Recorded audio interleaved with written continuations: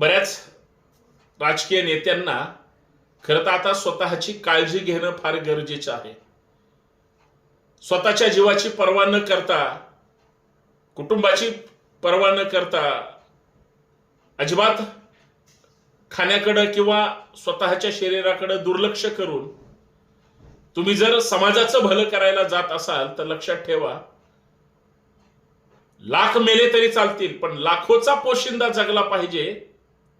तसं तुम्ही राजकारण करा किंवा तुम्ही समाजकारण करा, परंतु स्वतःची काळजी घेऊन करा. कारण अचानक एखाद्याची झालेली एक्झिट पुढच्या 10 पिढ्या सुद्धा तसा चांगला माणूस होणे नाही.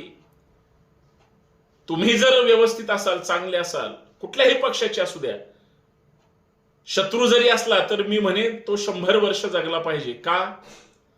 तर त्याशिवाय मी कसं काय काम करणार? तसं चांगले काम करणारे लोक हे जगले पाहिजेत आणि त्यांच्याकडून महाराष्ट्राची सेवा घडली पाहिजे.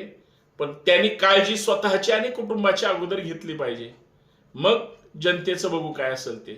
प्रत्येकाने असं ठरवलं तर माझं कुटुंब आणि माझी जबाबदारी हे वेगळं सांगायची गरज नाही. खरंय की नाही?